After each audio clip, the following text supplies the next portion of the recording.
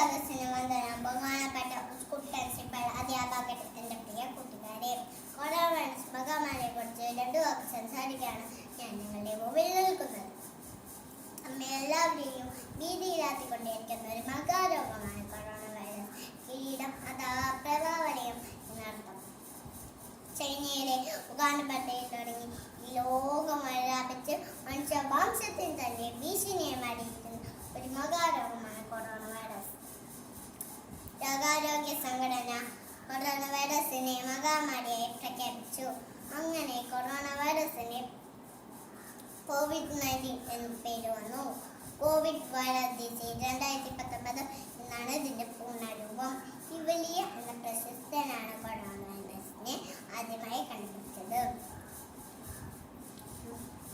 European രാജ്യങ്ങളിൽ ആദ്യമായി corona സ്വീകരിച്ചത് ഇറ്റലിയിലാണ്. ഇന്ത്യയിൽ കേരളത്തിൽ ആദ്യമായി സ്വീകരിച്ചത് തൃശ്ശൂർ ജില്ലയിലും രണ്ടാമത് കാസർഗോഡ് ജില്ലയിലുമാണ് സ്ഥിരീകരിച്ചത്.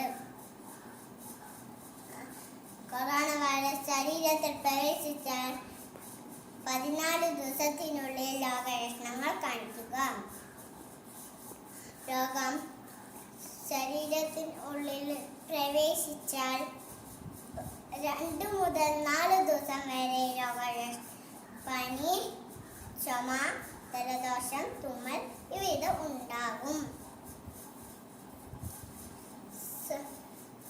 രോഗിയുമായുള്ള സമ്പർക്കം. രോഗി തൊട്ട സ്ഥലത്ത് നമ്മൾ അറിയാതെ തൊട്ട് കഴിഞ്ഞാൽ കണ്ണിലോ മൂക്കിലോ വായയിലോ തൊട്ട് കഴിഞ്ഞാൽ രോഗം പിടിപെടാൻ സാധ്യതയുണ്ട്. സർക്കാർ ആരോഗ്യ പ്രവർത്തകർ, പോലീസുകാർ ഇവരെല്ലാം നമുക്ക് വേണ്ടി ഒത്തിരി കഷ്ടപ്പെടുന്നുണ്ട്.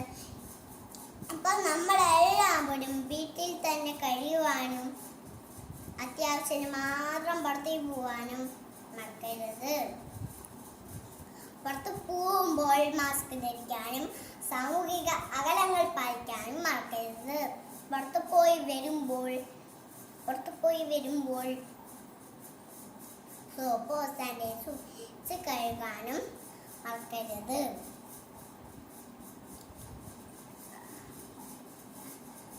കുട്ടികളായ നാം ഈ കൊറോണ കാലത്ത് പഠിക്കുകയും ചിത്രങ്ങൾ വരയ്ക്കുകയും പാട്ട് പാടുകയും ഡാൻസ് കളിക്കുകയും പൂന്തോട്ടം നോക്കുകയും ചെയ്യാം. Stay home, stay safe and play the chain. പറഞ്ഞുകൊണ്ട്